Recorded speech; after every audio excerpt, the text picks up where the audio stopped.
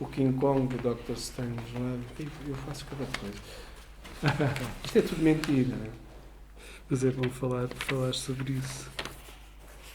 Pois as palavras podem ser um excelente alibi para nos livrarmos da maldição das imagens. Isto é giro, a gente ler isto um mês depois. Depois vamos tentar fazer uma conversa com o sacerdote Gervásio. Sim. Gervásio, que foi também meu colega na faculdade. A Inês, que faz parte da associação, fez parte da associação, ouviu muitas vezes falar do Gervásio. Da Associação de Estudantes? A Inês, sim. Eu ia morrendo lá dentro. Portanto, íamos falando muito do Gervásio, entretanto foi uma agradável surpresa o Gervásio ter tido a exposição primeiro na Serpente, agora aqui na Galeria, e para nós uma importância um bocadinho maior, para mim em particular, pelo facto também de ser uma exposição sobre desenho, embora reconheça que todo o trabalho do Gervásio tem essa uma componente desenhada muito intensa. Portanto, para mim é um gosto muito grande poder conversar com o Gervásio. Nós já não nos encontrávamos, talvez há 20 e qualquer coisa anos, encontramos ano passado, por acaso, numa aula com a Joana Rego, e foi um reencontro feliz. Uma das coisas que eu mais apreciava no Gervásio, acho que é o privilégio que podemos ter, é ouvir o Gervásio falar. As histórias que ele tem para contar, as histórias em torno de todo o conhecimento que tem em torno destas coisas da pintura e do desenho, mas se calhar um bocadinho mais do que isso, eu acho que é muito, muito interessante. Há bocadinho, antes, eu recordava ao Gervásio que, quando fui de férias, peguei no livro, como faço todos os anos, pego ao acaso. Curiosamente, é alguém que o Gervásio conhece, o que é uma coisa, também uma coincidência muito interessante. E a determinada altura, no parágrafo, posso ler, Gervásio? Sim, e podemos começar até por aqui. Sim, é um prazer ouvir assim. Sim, a pintura era mais honesta. Quando ele pintava, estava a falar na linguagem dos loucos. Quando ele falava, enquanto pintava, falava na língua dos iluminados. A literatura tinha poesia a fazer de bengala, a poesia a sustentar da expressão, a poesia a explicá-la. A pintura era poesia. Ele vem isto por acaso.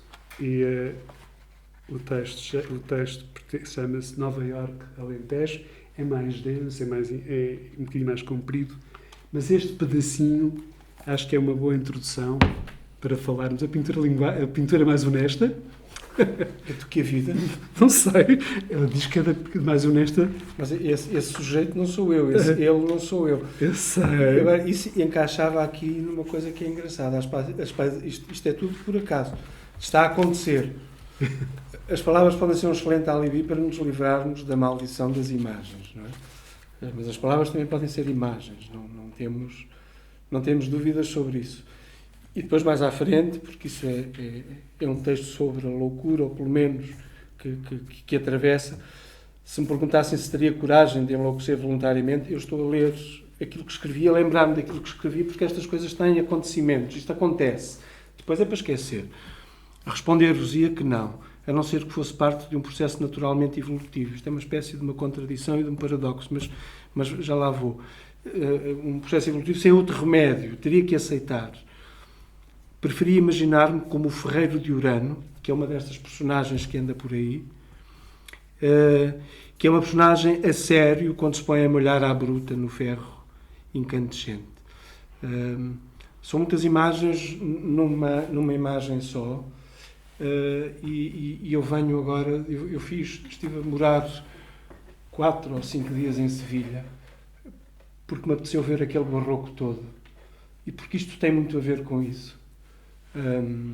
Não propriamente com a linguagem do barroco, mas com uma intencionalidade que está expressa no barroco, se lhe retirarmos o contexto da Contra-Reforma e o contexto político e o contexto social, que nos levaria, mas eu não quero entrar por aí, porque depois é um discurso muito chato, muito técnico, ao Walter Benjamin e ao Craig Owens, que recuperam este sentido da alegoria e o Jean-Baptiste Vico, não é? Que é o homem do contra-iluminismo, a procura de um sentido mitológico que está num...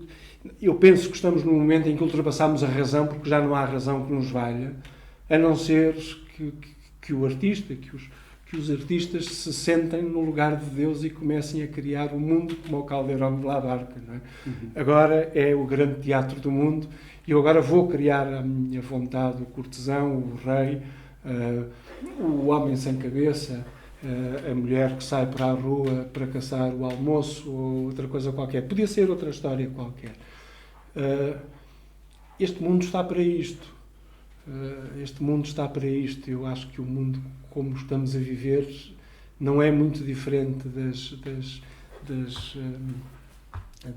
angústias sociais dos pensadores de outros tempos, onde nos levou a razão, não é? Há uma gravura, eu penso que é 43 ou 44 dos Caprichos de Guerra do Goya, e eu não vi. O Goya não viu, mas sabe o que aconteceu, não é? E os pintores que falam com as palavras e que são mais honestos do que o resto, ele montou um quadro honesto. Nada contra ninguém, nem contra as profissões das pessoas, mas lá está o padre em primeiro plano a fugir com o saco do dinheiro. Um tipo que eu acho que está a querer amigar-se com o padre para lucrar o saco do dinheiro e depois atrás as pessoas todas a fugirem do iluminismo, que no fundo fez praticamente o mesmo que fez a Santa Inquisição.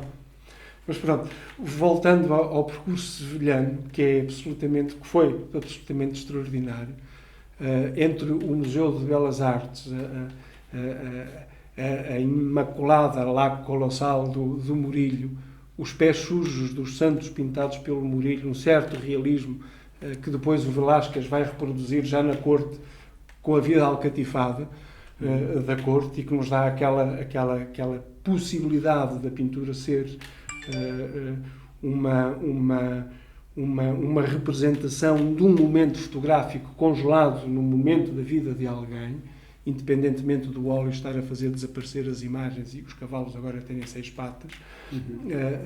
Mas é aquele momento que eu achei, nesta altura, absolutamente almodovariano, a Espanha mítica, católica, profundamente católica, e ao lado, transgressora.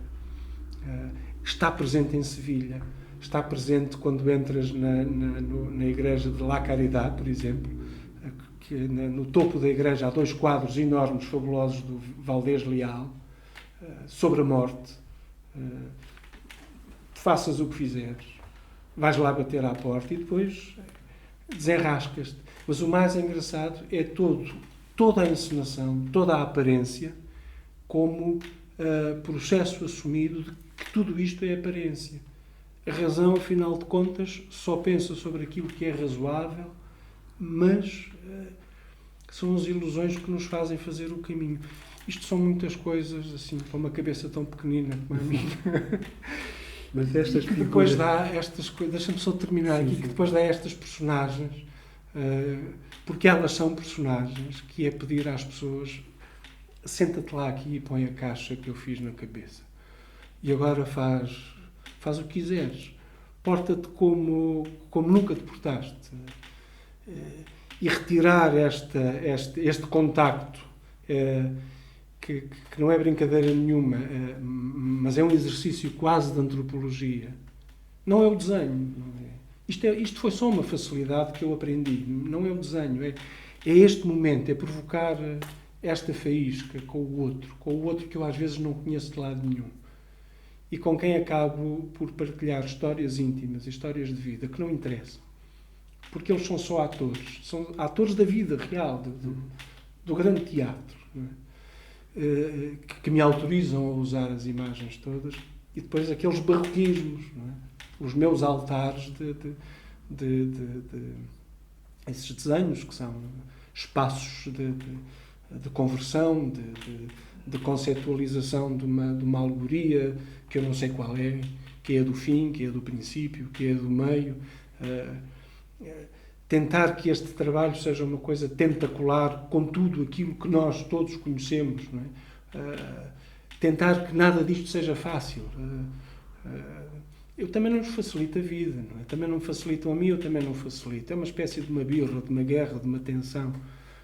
Eu sem isso não sei se eu poderia viver sem a dificuldade porque não tem interpretação. Isto não tem interpretação. É para estar ali. E depois acabou. Há bocado ia-te perguntar se essas figuras, personagens, não é, que são se são de algum modo uma forma de tu te colocares naquela pele, tentares fazer tentares entrar em espaços de algum modo que não são meus, que não são teus, não são de maneira nenhuma, são as histórias dos outros, que são as figuras, os personagens, exatamente. É o mesmo que estar no café a olhar toda a gente. Okay. Há uma coisa gira, o Nuno Viegas, que é um pintor extraordinário, conheço o Nuno assim, de um telefonema ou outro e de conversarmos um pouquinho às vezes através destas coisas maravilhosas que nos aproximam sem nos aproximar. O Nuno vai todos os dias desenhar para o centro comercial. Não é? Eu sigo aqueles desenhos fabulosos que ele faz com uma habilidade extraordinária.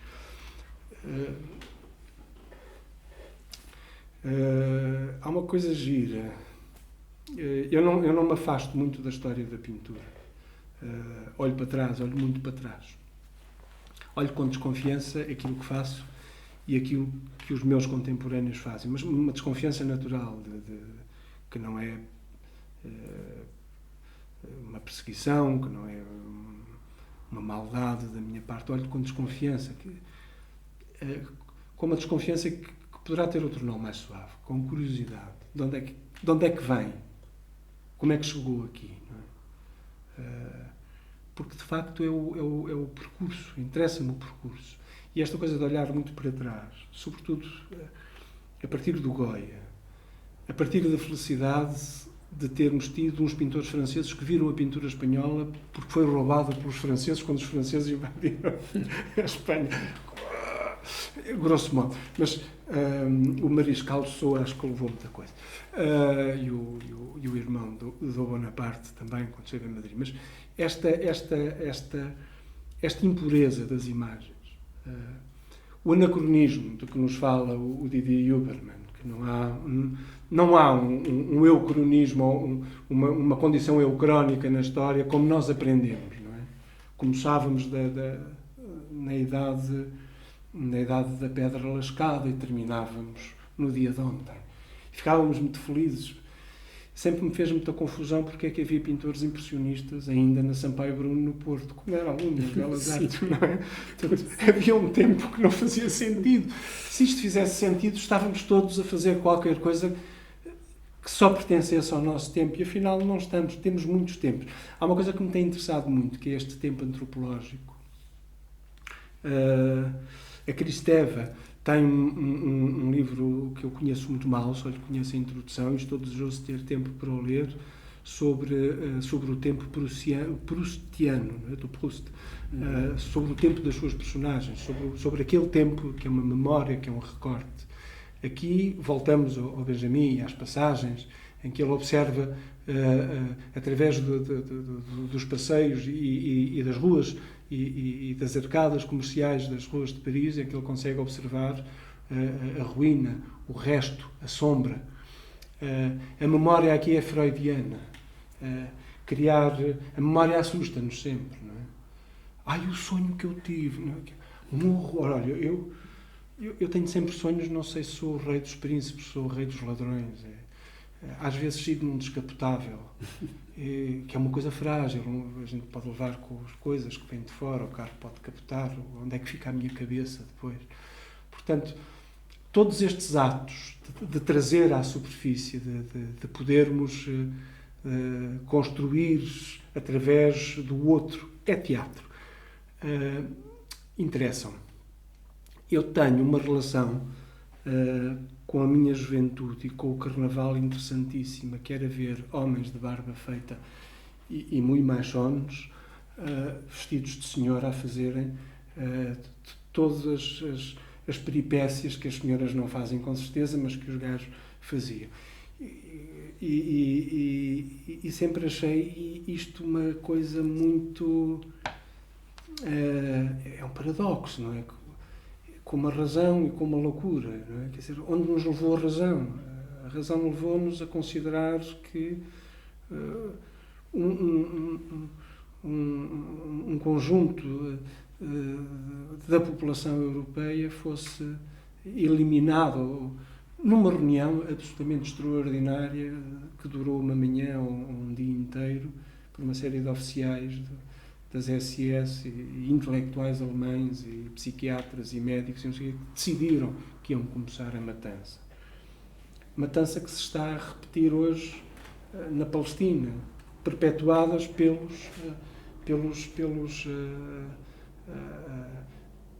não pelos tratantes de 39, mas pelas vítimas de 39. Portanto, onde é que estamos? Em que pé é que estamos? Como é que nos livramos disto tudo? A arte não salva ninguém, eu acho. Mas enquanto eu puder rir com as minhas personagens e dizer assim, isto, eu também faço parte do mundo, não é? Mas, faço parte do mundo com todos estes anónimos. Eu também sou. Também lá estou. Não sou eu, não é personagem, não é não sei quantos. São todos personagens. Afinal, somos todos personagens de uma coisa que é a aparência. Eu chego a ter dúvidas se o real existe. Não é? Nós estávamos na faculdade quando foi a Primeira Guerra do Golfo. Eu fui para a casa de um amigo estava a estudar para uma disciplina qualquer, e ele tinha uma antena parabólica e eu vi aquilo em direto, o tal fulano da CNN num prédio alto, como se chama a capital do Iraque, com a Bagdá. E achámos aquilo uma coisa... Depois, mais tarde, li um texto sobre a realidade em direto e a construção da realidade. A linguagem não é diferente, é tudo um problema de linguagem, tudo se resume à linguagem, penso eu. A linguagem barroca que eu agora apanhei em Sevilha, o tal tempo da Contra-Reforma, trazido para o nosso tempo, igrejas cheias, que não me espanta, com certeza, mas igrejas cheias de pessoas com tatuagens, com manifestações claras de não pertencerem propriamente a uma geração retrógrada e reacionária, mas a viverem o seu tempo e a sua condição. Inclusivamente, numa missa que eu espreitei, estavam fulano com o cãozinho, que eu achei graça. Portanto, estive ali um pedaço a ouvir aquilo tudo, e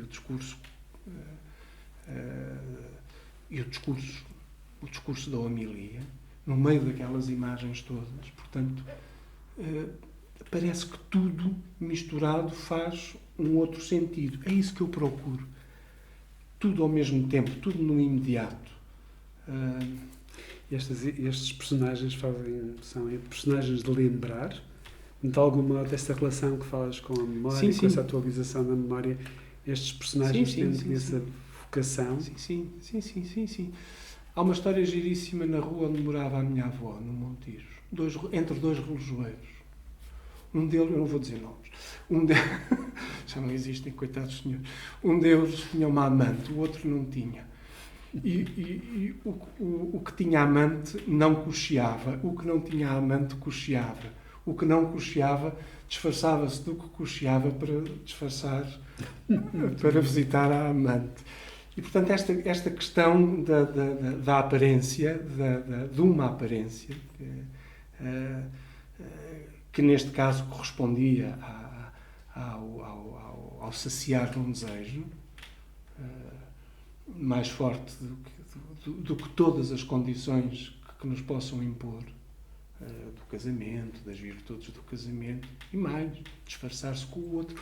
O outro tinha uma marrequinha e tudo, e ele punha uma almofadinha e ia a cochear lá por um caminho que lá havia uma travessa na rua.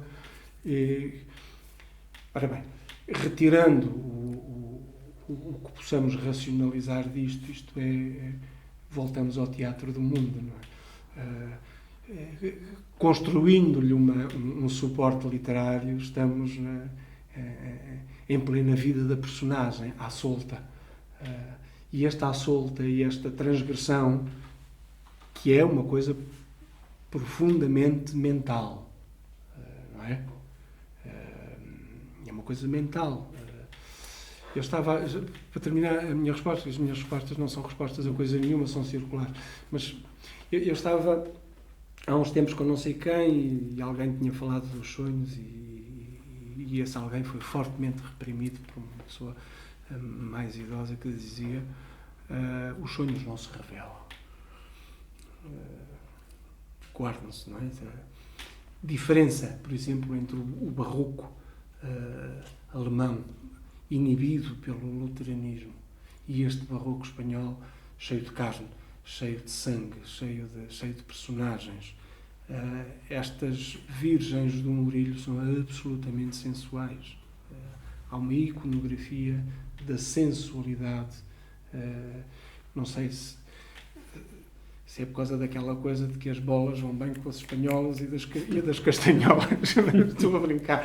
Mas o que é engraçado é que se nos conseguirmos livrar momentaneamente do mundo para nos deixarmos envolver nisto, porque se isto não for um gozo muito grande, uma brincadeira, uma fantasia, que acaba por ser um caso sério, não é? Explicar isto às pessoas. Não queres tirar uma fotografia para... Não é? Explicar isto às pessoas. Não queres entrar na minha peça de teatro.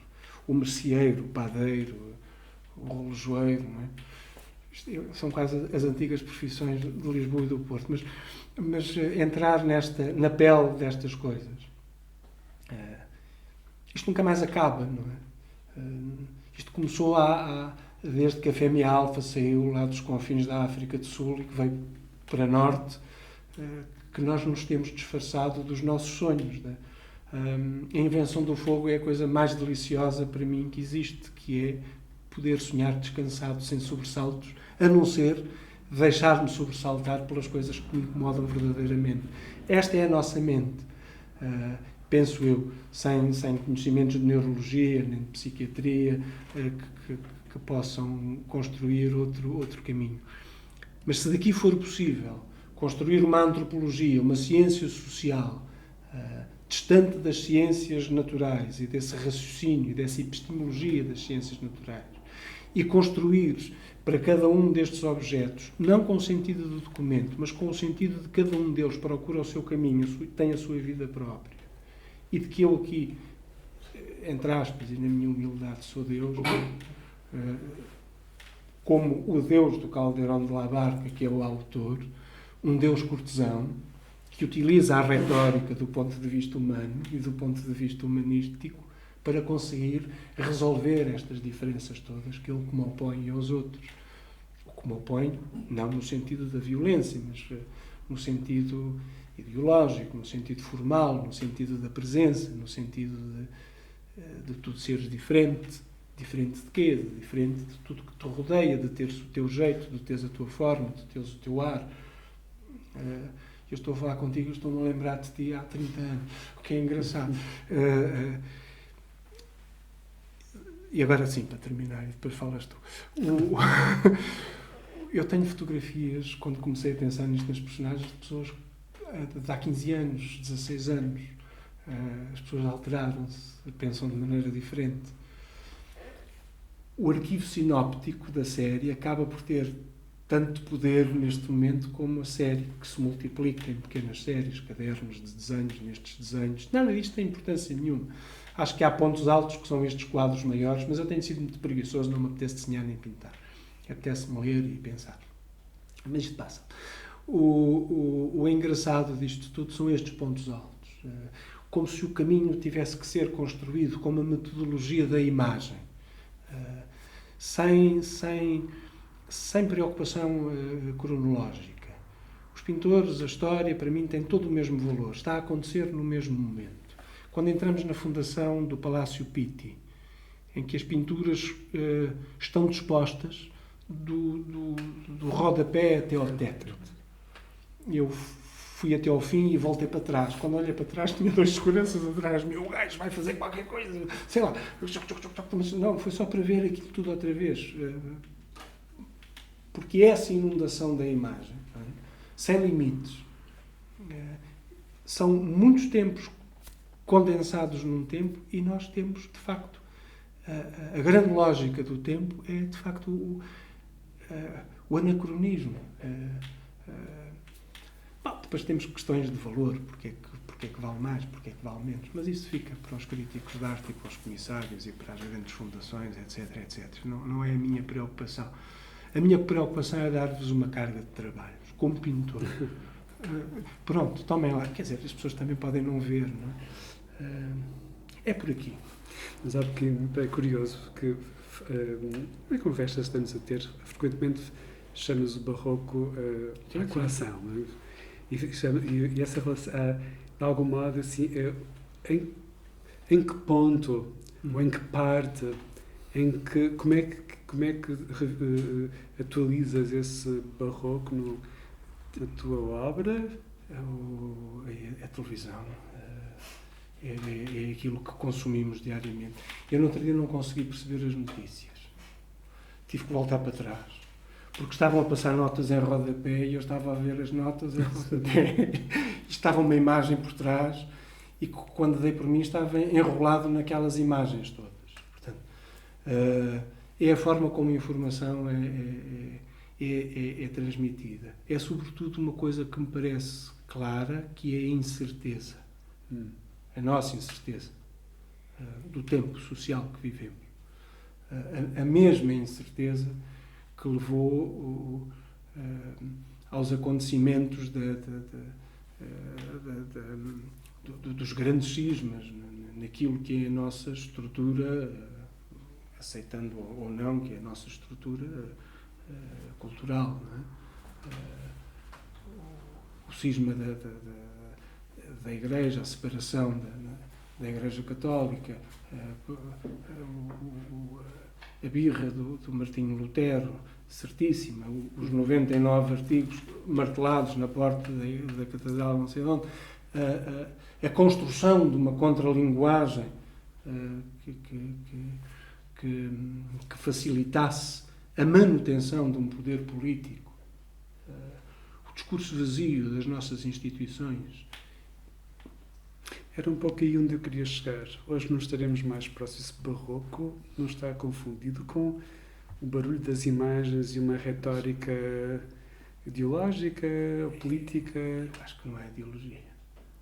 Acho que há uma retórica. A retórica dos barrocos ainda era humana, ainda era humanística, não é? Tinha um objetivo, eventualmente. Mas o objetivo é o mesmo. É o poder, sempre.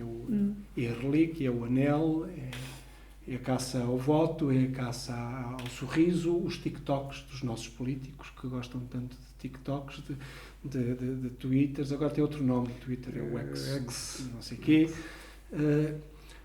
Eu penso que na profusão destas imagens e desta linguagem acabamos por nos confundir nos conceitos. Descreve uma realidade. Realidades? Não é o que temos. É que lá para trás eu dá-me a ideia que o impacto é o mesmo. O que é que terá sentido um judeu em 1930 e tal, no final, 20 e tal, no final da República de Weimar, quando começam os crimes violentos nas ruas, o recrudescimento da autoritariedade, um discurso que se legitima pôr na ordem, não é? Eu não sei se a história se repete, acho que não, mas que é preciso estar atento. E este olhar para trás, sobre esse véu que eu te falo, ajuda-me a compreender algumas coisas. Eu não quero ser político, nem politólogo, nem historiador da arte, nem historiador... Aliás, vivo muito tempo sozinho e não sei até que ponto é que esta solidão toda não me leva também a ter uma imagem muito impura do tempo. Às vezes gosto de olhar para a situação política da cidade onde moro, gestão autárquica, estas coisas todas, e não lhe vejo grande diferença em termos, na sua, obviamente, pequenez não quer dizer que não tenha dignidade, não é? É a dimensão. Eu acho que ela é representativa do que se passa à volta, não é? Do que se diz, da forma como as pessoas usam as redes sociais, das coisas da aparência que é construída. Tenho assistido, sim, um pouquinho porque não me interessa, porque acho que no fundo vai dar tudo ao mesmo. Este debate político das eleições americanas, a aparência, o discurso da aparência, o discurso. Eu também não acompanho em profundidade, mas há um fenómeno de discussão profunda. Ouvi no outro dia alguém a falar em termos da economia. Parece que é isso que preocupa os americanos, o dinheiro que têm no bolso. O que é que podem gastar, se não podem gastar. A malta do Midwest não quer saber da NATO para nada e que nós temos uma guerra à porta da Europa, não é?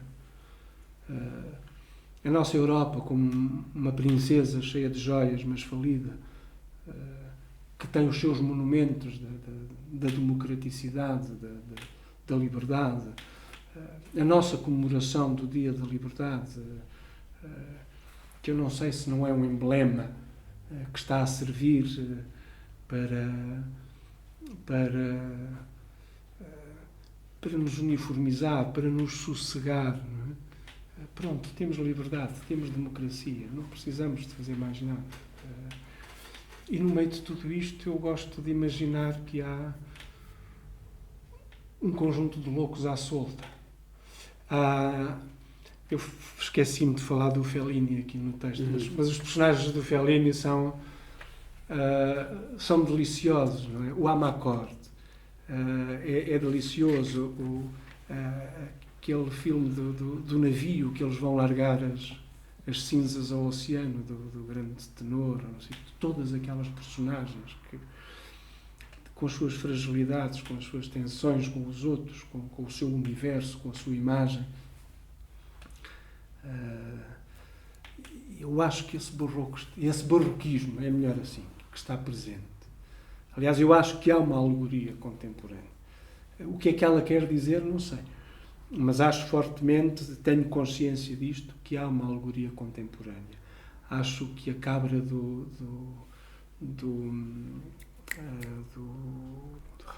Rauschenberg, como é que se chama? Não é uma das combine, não sei se é uma das combine paintings, mas ela tem outro nome. Acho que a cabra é uma alegoria contemporânea. É um bicho cheio de tinta sobre uns cartões com um pneu de automóvel. Nós substituímos qualquer coisa de sagrado, e é isto o importante da arte, substituímos qualquer coisa de sagrado pelo objeto que industrializado, que já não sabemos o que devemos fazer com ele. Não é? O carro tem mais valor que o meu dedo mínimo. Qualquer coisa assim do género. E porquê é que não há de ter? Eu não sei, não quero saber disso, mas acho que vivemos ao mesmo tempo todo este período é de uma riqueza, de uma tensão, de um emaranhado de coisas. Um dia com os alunos de secundário em Montemoro Novo eu pedi-lhes para encontrarem vestígios da Revolução Industrial na cidade. Coitados dos miúdos, andaram aflitos, mas que depois deu umas coisas giras, porque à primeira não encontraram, mas depois à segunda encontraram uma chaminé de uma padaria, e depois, quando perceberam o que era, começaram a encontrar coisas, e encontraram outras coisas atrás dessas coisas, e às tantas tínhamos um conjunto de textos, porque eu pedi-lhes para descreverem as coisas que eram uma imagem diferente da cidade que eles tinham. Eu não sei se não é esta, desculpa, eu não sei se não é esta, foi a Sara da Mapoulos diz, ai, eu não sei se não é este barroquismo que vivemos. Eu talvez sinta mais isto, por morar E este último ano em que estou a fazer lá o meu doutoramento e mais isolado e com tempo e com uma bolsa para que me permitiu estar sossegado em casa, e que não saio, e que saio às vezes para vir ao Porto ou para ir a Lisboa, e agora estive estes dias fora do país, que não é fora do país, é ali ao lado. Eu sinto isto agora sem os ritmos de quem sai de manhã para estar a trabalhar às 8h30 da manhã e sai às 5 da tarde. Esse ritmo é de uma normalidade. Os outros são os outros. E eu tenho olhado para os outros como personagens. Isto é tudo fictício. Eu posso dizer, é muito curioso. Aquilo que quando eu vi a exposição, uma espécie de uma conversa muito confessional, aquilo que me atrai profundamente é não compreender estas imagens de todo. Não compreendo. E elas ainda assim me obrigarem a olhá-las, Desculpa. a passar algum tempo com elas. Sim. E de facto há bocadinho, eu diria que o primeiro impacto na altura, quando as vi pela primeira vez, de facto não foi indiferente essa sensação de Goya poderia ter feito qualquer coisa semelhante, uma coisa assim. Com as devidas distâncias. Sim, claro, e há a distância, nós percebemos isso claramente. Mas é quase inevitável este jogo, talvez também pela técnica, o tipo de desenho. Portanto, quando constróis esse, enfim, todo este, vou chamar, discurso apenas para simplificar um pouco em torno destas imagens e tentas atualizar este tempo, Sim. De facto isso ajudou-me, não sei se as compreender melhor, mas aproximar-me um bocadinho mais da estranheza que elas ao mesmo tempo contêm. E há bocadinho quando falavas da contemporaneidade, deste lado muito cheio de imagens, onde é que estas imagens estão? E de facto tu podes quase criar colagens, efetivamente, se olharmos para esse panóplia de imagens que nos entram pela casa dentro todos os dias, algumas delas estão lá, umas com cabeça, outras sem cabeça, umas com máscara, outras sem máscara, mas dá-me a ideia que efetivamente há esse trabalho estranho de atualização quando chamavas deste barroco de imagens, mas montado numa colagem modernista, né? Não sei. Para já eu acho que estou fora deste tempo. Pelas técnicas, pela dimensão. Vamos voltar aqui. Eu vou à tua questão. Eu vou fazer aqui um paralelo. Há uma coisa que me diverte imenso, é a oficina.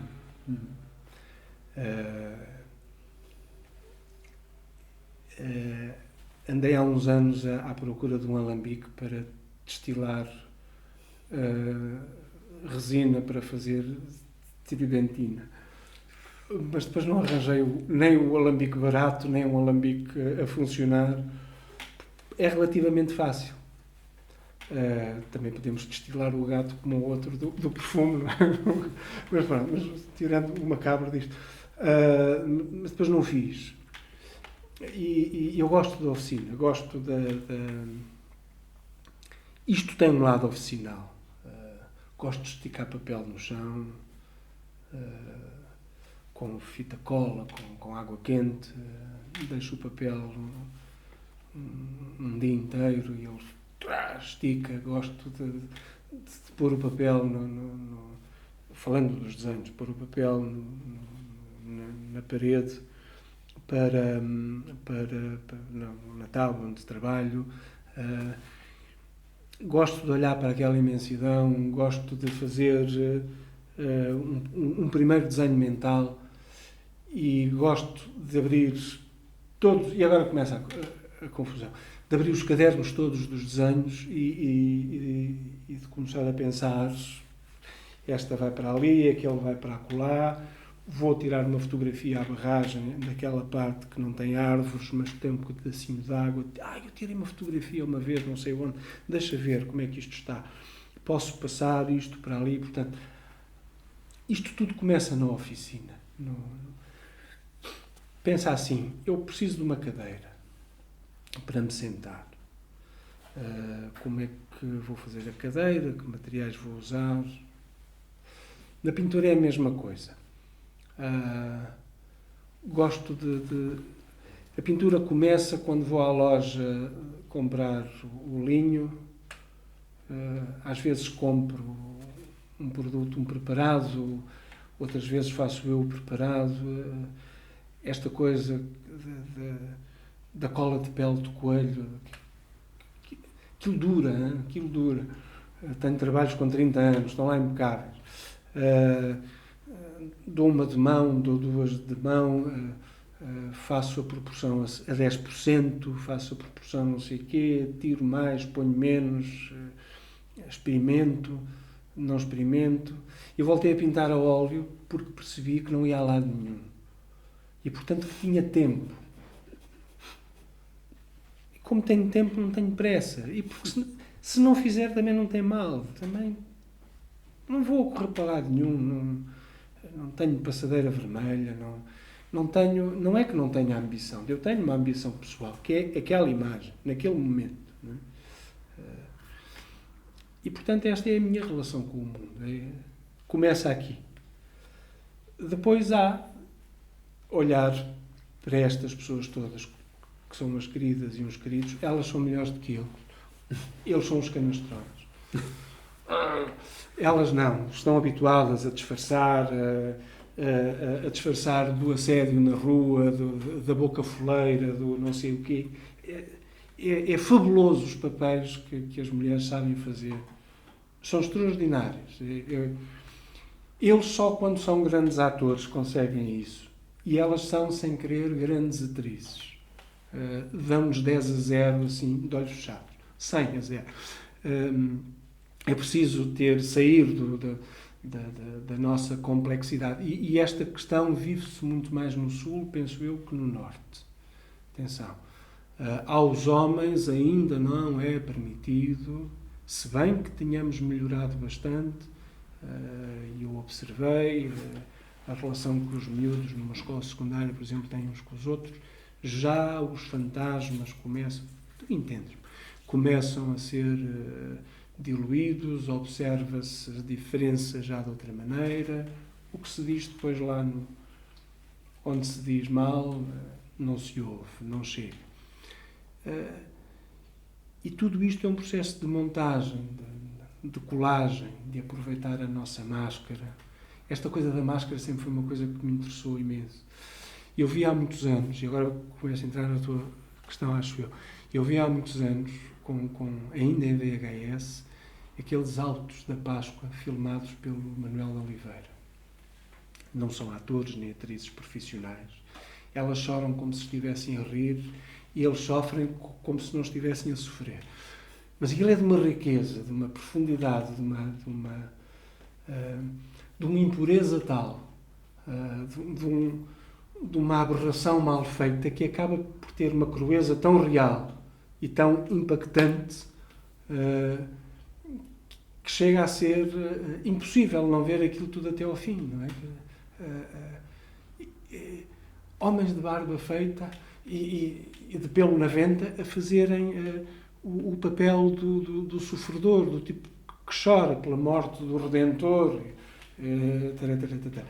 Portanto, chegar a este ponto é chegar a este ponto pela pintura. E podíamos pô-los a todos, olha o bom moço, podíamos pô-los a todos assim, em fila, pensando nas suas ramificações.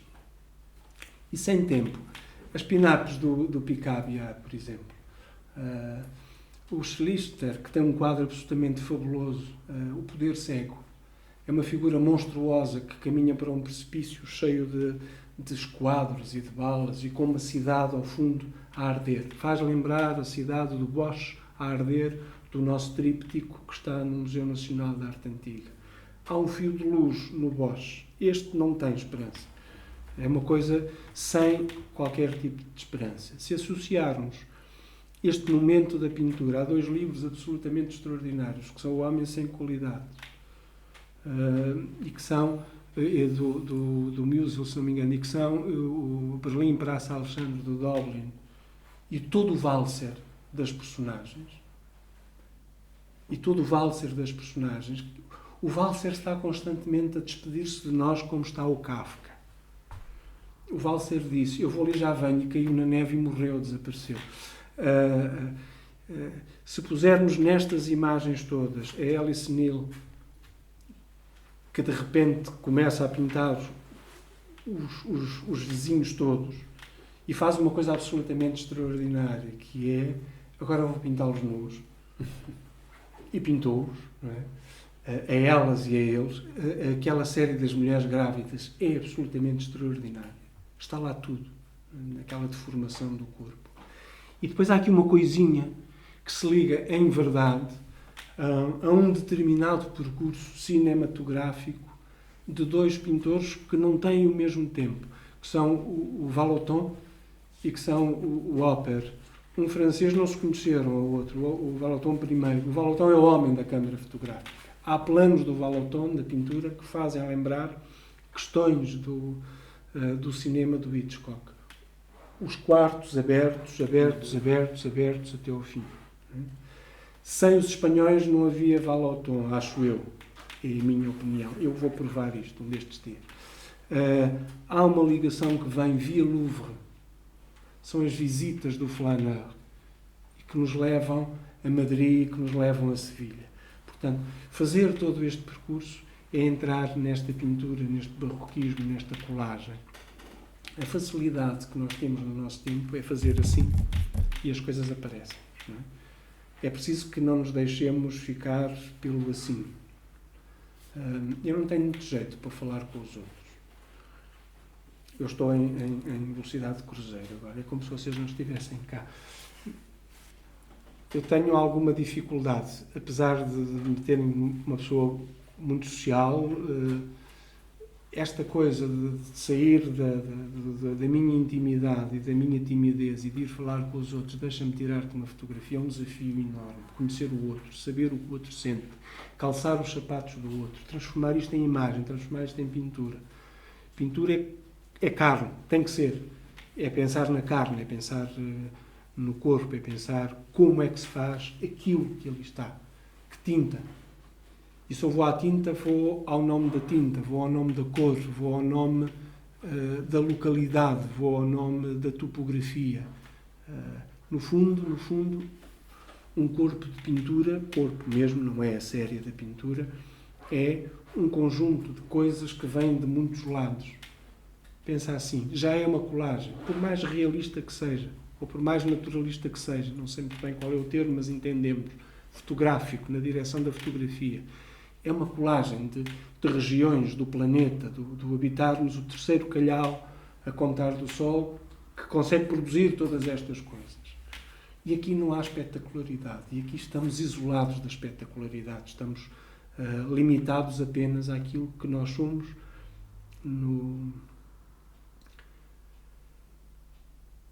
naquilo que somos, na nossa pequenez de pertencer ao mundo.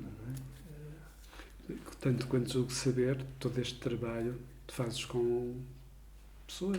Com pessoas. Okay? É um trabalho das pessoas. É isso? Como é que... São 800 fotografias já, só para estas últimas coisas. Não interessa o número, são muitas fotografias. Depois faço assim. Catarina Santos. Faço um papelinho, dobro e ponho lá as fotografias dela. E depois vou montando. Depois há ali muitas histórias que são histórias pessoais. Mas partilhas, convocas, partilhas todas estas histórias, fazes com... Às vezes. Ok. Os amigos... sabem as histórias? Sabem as histórias porque me conhecem, não é? De gingeiro. E, portanto, acabam por alinhar, naturalmente. Os outros vêm desconfiados. Lembro-me de ter fotografado uma senhora, precisamente encomendada pela Sara, a Damopoulos, que foi muito engraçado teres trazido a Alcatifa, porque o mundo, de facto, tem acabamos por tropeçar uns nos outros, não é? E isto também é muito disso, de tropeçar uns nos outros. E a senhora apareceu, eu na altura tinha pedido uns emprestado a um teatro que fica ali no centro de Lisboa, não me lembro o nome da companhia de teatro. Fica na Baixa, ao pé do Sem Maneiras. Como é que aquilo se chama? São tudo reclusas. Lembro-me de tanta coisa e depois daqui a bocado, quando for para baixo, vou-me lembrar. Pronto, não interessa. E eles emprestaram uma série de roupas. E o Sendreva, em Évora, também já me emprestou. E havia umas calças feitas de penas que toda a gente queria tirar a fotografia com as calças. Deu a mulher passarinho, deu muitas coisas, deu milhares de figuras aquilo, calças na cabeça, calças nas pernas, calças não sei o quê. E essa senhora fez uma fotografia com as calças da mulher passarinho e com uma casaca militar que simulava uma casaca militar do século XVII, do século XVIII, aquela coisa à francesa, napoleónica, não é? Casaca muito bonita, de veludo vermelho, com umas mangas, com os punhos amarelos e com uma gola amarela, um cetim, uma coisa forte. E eu achei sempre a senhora muito triste. E depois, na sessão, que as sessões não são muito demoradas, na sessão, ela confessou-me uma coisa, tinha tido uma perda profunda nos dias anteriores, tinha perdido alguém muito próximo. Sim, há um envolvimento que não se usa, que não se vê, não vale a pena. Depois a gente vê a aparência. Tudo nos leva outra vez à aparência. Esta mulher, absolutamente fantástica, fez o melhor papel à aparência que eu podia ter. Não é? Os vaidosos adoram. Não é o caso, mas há outros que assumem claramente a vaidade, a sua... E eu digo, olha, aqui podia ser não sei o quê, aceitas, fico com a fotografia, pode, perfeitamente. Entre outras coisas, já fui enganado também, faz parte do ofício, e uma série de coisas que são... Mas esses personagens construírem-se ou tens um guião, Às vezes tenho, outras vezes não tenho. Não. Gosto mais quando... Tens material, tens matéria para o corpo, basicamente. Às vezes gosto que as pessoas fiquem só e depois vamos falando, não é?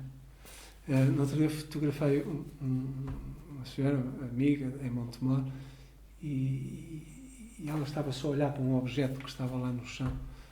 E eu percebi aquilo, e assim que pus o objeto nas mãos, aquilo transformou-se tudo, não é? Portanto, às vezes já fiz um pequeno estúdio no sótão, tem um pano preto, portanto a malta senta-se, não tenho material de primeira, tenho um projetor das obras, com uma película fosca, faço a leitura dos brancos numa câmara fotográfica. No outro dia fiquei muito aflito, que achei que tinha a câmara fotográfica avariada, mas afinal não, fui eu que fiz lá uma azelice e aquilo não estava a funcionar.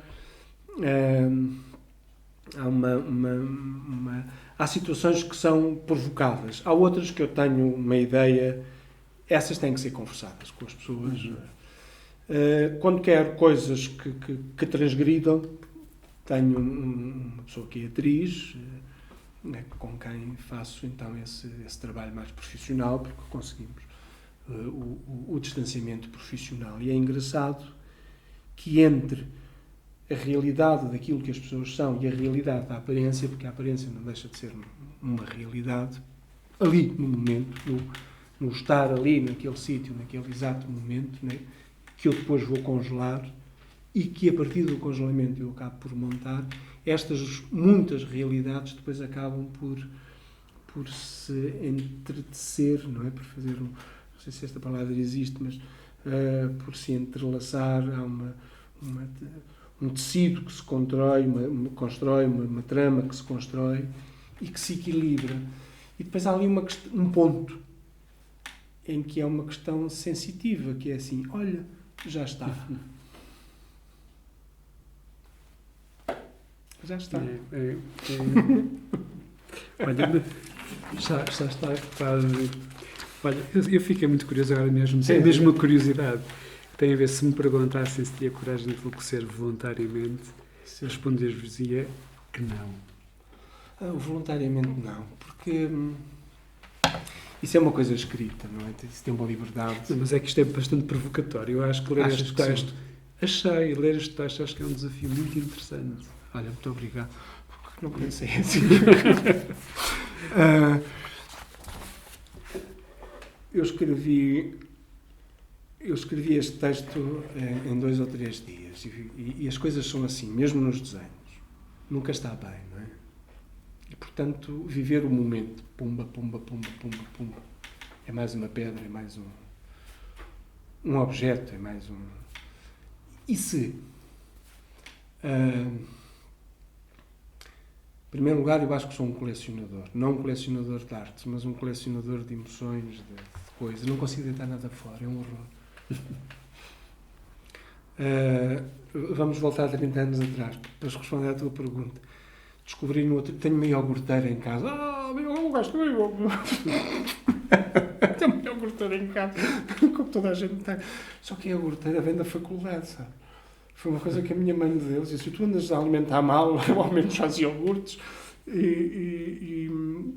Isto para os outros não tem graça nenhuma, com certeza. A falar de estética, a falar de iogurtes, enfim, adiante. O plástico está todo rebentado e a maior parte dos copos já se partiram com as lavagens. Portanto, estou sempre a guardar copos de vidro para a iogurteira funcionar, porque de facto aquilo só precisa de dar calor, mais nada. As bactérias do leite fazem o resto. E a brincar em termos muito práticos, poupa-se um dinheirão em iogurtes. E eu que gosto muito de iogurtes, portanto, poupa-se um dinheirão. Temos que arranjar o iogurte certo. Mas isso será para uma aula de culinária, por exemplo, ou uma entrevista de culinária. Também sei descascar alhos.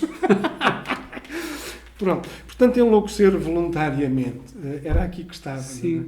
Eu sou um colecionador, acho eu. Não consigo... tenho pastas e pastas e pastas de coisinhas que vou guardando. Um dia passei por um funcionário de uma escola onde estava a dar aulas e o senhor estava a deitar aqueles livros do Deve Haver da Secretaria Fora, que tem umas capas lindíssimas, com um papel que era feito com uma gordura de uns pinos. Sim, Depois o papel era colado e levantava-se e não sei o quê. Chagrãs, que era assim que se chamava, o papel, não sei. Havia umas lojas fabulosas no Porto que vendiam isso ao quilo. Já não deve haver. Havia ali uma papelaria para os lados do Largo, dos Loios, Sim. que vendiam uns papéis lindos, pá. Modelo, talvez. Isso existe não sei aí? se existe ainda. Deve ser uma loja de pastéis de nata. Não faço ideia, mas não estou certo. Não, existe ainda. E então, para te falar nisso, eu pedi-lhe os cadernos, porque achei aquilo um crime, deitar aquilo fora. Disse, mas eu não posso dar, não, dê-me só as capas. Então, estive a ajudá-lo a rasgar aquilo. Tenho umas boas dezenas daquilo em casa. Todas as coisas que vejo, das exposições, dos sítios onde vou, guardo por anos. Portanto, tenho aquilo... Às vezes não estão assim tão arquivadas como isso, porque não sou assim tão organizado como gostaria de ser. Mas vou pondo lá tudo dentro. Portanto, eu acho que o meu enlouquecer voluntariamente é o não ter tempo para guardar tudo quanto queria. Nem para ver tudo quanto desejaria ver. É por aqui. O que é enlouquecer voluntariamente? É deixar-te de seguir nisto tudo? É ladrares contra isto tudo? É ignorares tudo e a tua necessidade de ladrar? É uma pergunta tramada ao Jorge. Eu não sei, a ideia que há aqui, não sei, há um espaço que os designs, a pintura nos deixa entrar, o teatro, enfim, acho que de forma geral a arte nos deixa entrar num domínio quase sem regras, indisciplinado, quando tu podes ter as tuas próprias regras, onde podes ser a tua própria loucura. E neste sentido, não é, a relação entre norma e desvio não é propriamente Sim, isso, eu sei que mas tens um espaço onde claramente te podes encontrar numa estrutura, numa relação que não é claramente aquela que... Voltando às cotidianamente, personagens, quando, é mais por aí, quando exatamente. os fotografo, os limites são difíceis de estabelecer, não é? Há pessoas muito teatrais que fazem o louco com muita facilidade. Há ali uma coisa que é real, que é aquela mulher fauno. Sim. Eu pedi ao Daniel Matos, eu vi a peça, achei aquilo. É a minha praia, não é? 3 faunos num espaço cénico, os 3 de tronco nu, 2 meninas, um menino, independentemente daquilo que possamos ou não considerar nesta altura das questões de género, a forma feminina, a forma masculina, ou pelo menos aquilo que nos habituamos, não quer dizer que seja certo. Um obstáculo. Segundo obstáculo, aquilo que eles fazem em palco, de uma coragem avassaladora, escatológica, mas de uma coragem avassaladora, batalhante. Uma delas tem água na boca e põe a água da boca dela na boca do outro fauno e o outro fauno põe, mas com um tempo circular, lento, na boca do último fauno, que acaba por tirar a água fora ou engolir, já não me recordo. Começaram a sair pessoas da sala.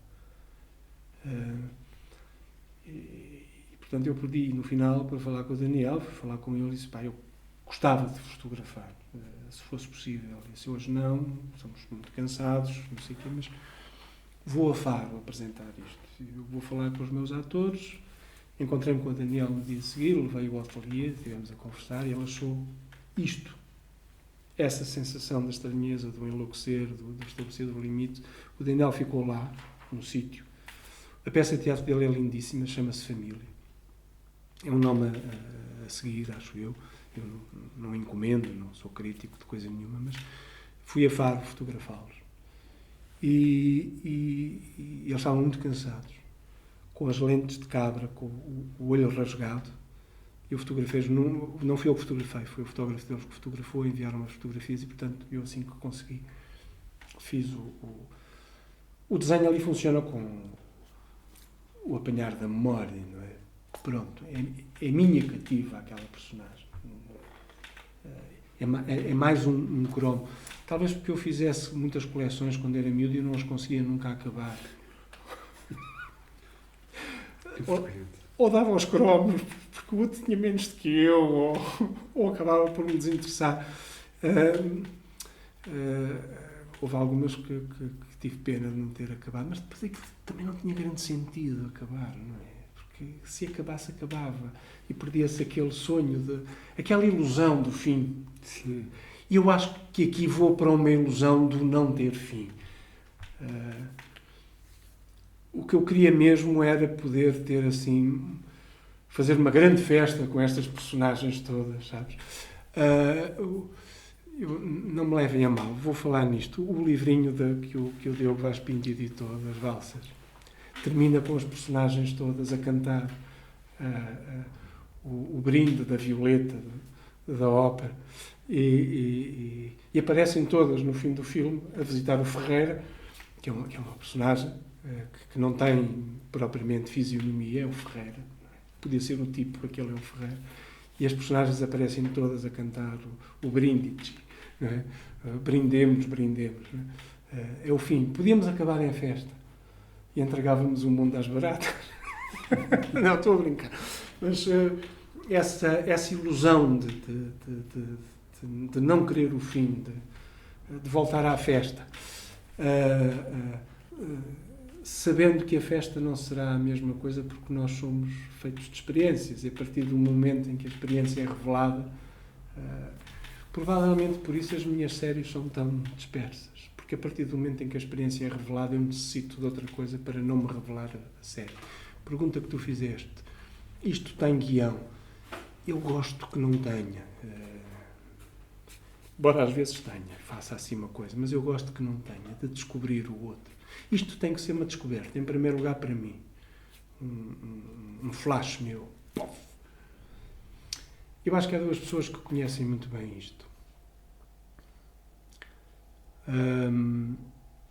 Para além da malta lá de casa, que sofrem muito, também fazem, sofrem no sentido de...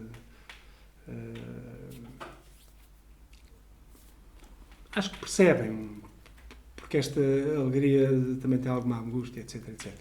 Mas há duas pessoas que conhecem muito bem isto. Um, acho que foi o Carlos Vidal, que um dia escreveu por um conjunto de desenhos que eu expus no Museu de Évora, sobre a possibilidade das personagens andarem a correr à solta pelo museu.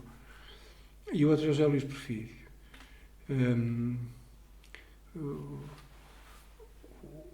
Cada um deles com eu não me estou a armar, não é nada disso, não é nada disso, mas acho que cada um deles tocaram em coisas que são essenciais.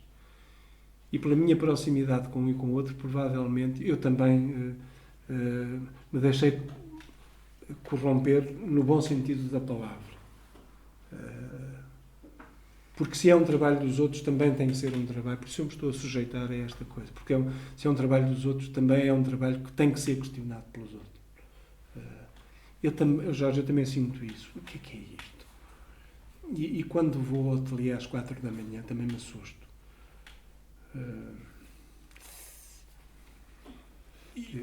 Há bocadinho a dizer uma coisa a propósito desta... Diz tudo o que enlouquecer voluntariamente. Eu acho que há imagens, há pinturas, há livros, que nos ajudam, eventualmente, a enlouquecer voluntariamente. Ainda que possa ser uma reação, não, mas há de facto... eu sinto um bocadinho isso, penso que não sei, mas acho que vale a pena. Há momentos em que vale a pena enlouquecer voluntariamente, que nos levam, pelo menos nos ajudam a aproximar desse momento um bocadinho estranho da loucura voluntária. Deixa-me enlouquecer com este personagem, tal como se apaixonam por personagens e livros.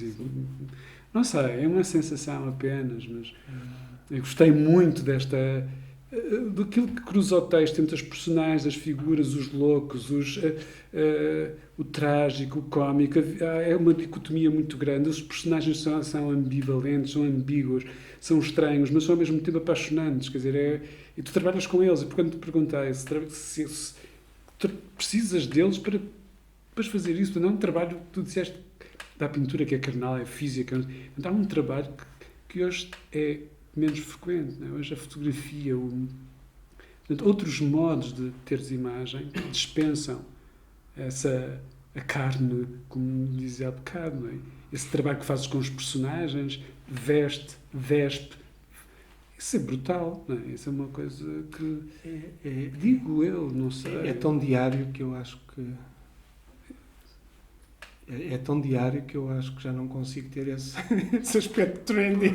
Sim. Provavelmente. Talvez, Jorge, talvez. Às vezes fico... Eu acho fascinante, porque eu não teria estado a pensar, mas porquê que eu ainda estou metido nisto? Podia ter uma vida normal, sonhar com um carro. Estás a ver? Às vezes tenho preocupações, eu tenho as preocupações das outras pessoas. O que é que jantamos hoje? Mas há coisas que eu acho que são por aí. Eu não sei muito bem o que é que os outros sentem perante isto. Acho sempre e portanto fujo sempre, não quero ouvir. Mas sim, há aqui uma luta por fazer crer que este mundo existe, não é? Olha, desculpem lá.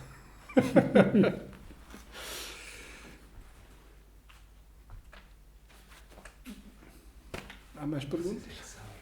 Ainda tenho mais 5 minutos, 4. Eu tenho uma curiosidade, mas não sei se vai dentro do guião, mas tem a ver com o cuidado, tem a ver com a palavra. Sim. A palavra que tu, tanto quanto me recordo que escreves muitíssimo bem, tem escolhas das palavras, e a palavra desenhada, nos teus desenhos, há um trabalho de desenho sobre a própria palavra. Ela apaga, ela reconstrói, ela toma forma dos balões. Há um trabalho de desenho quase cénico com a palavra, que eu acho... Uma coisa de miúdo. Ok, podes explicar, uma curiosidade apenas. Eu sou filho do 25 de Abril, não é? Da liberdade. Sou filho da liberdade. Esta loucura que se instalou em nós, daqueles dias da Revolução a seguir, o início da minha escola, o sairmos muito, E a memória que eu tenho de ir com a minha mãe, já em liberdade, a Lisboa.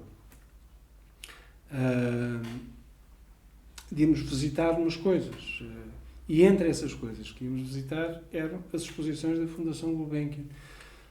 E eu sempre achei, e há uma exposição figurativa, não me perguntem o que era, eu penso que terá sido, eu um dia vou à procura dessas coisas, provavelmente aquilo a que se chamaram os figurativos alemães,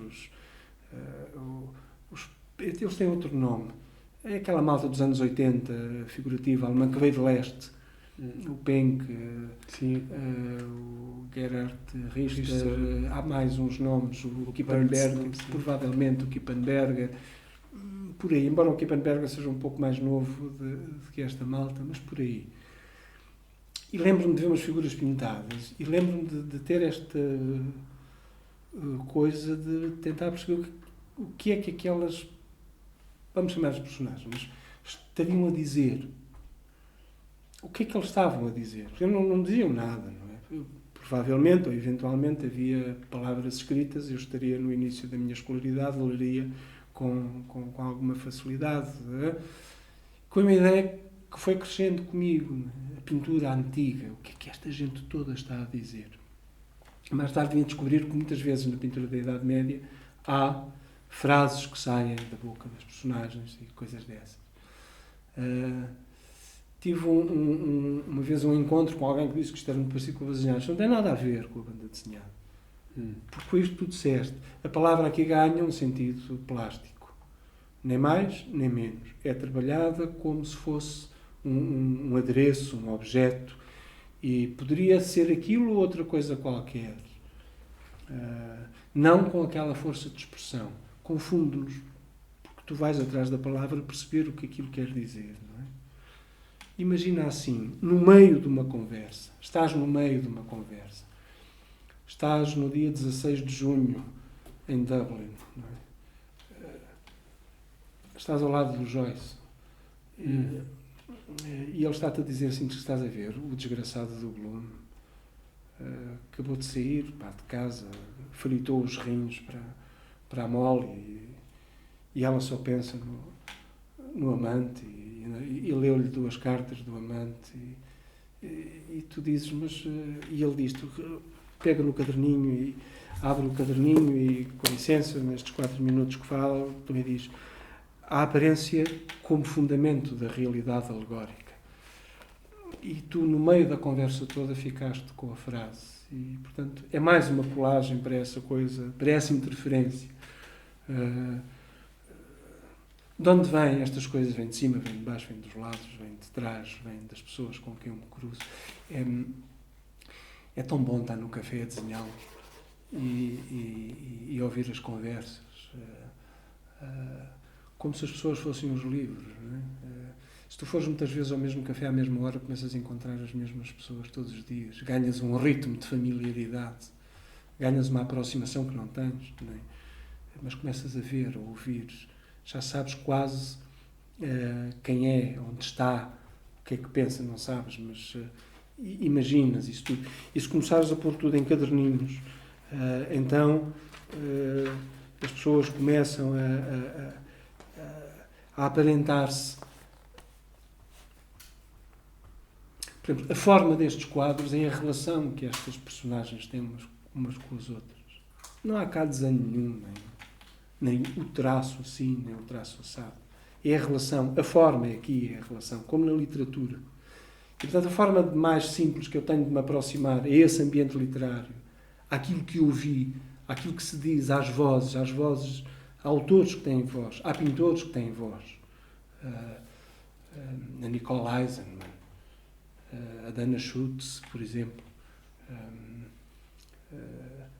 Eu penso que a Artemisia Gentileschi, nesta continuidade, tem uma voz.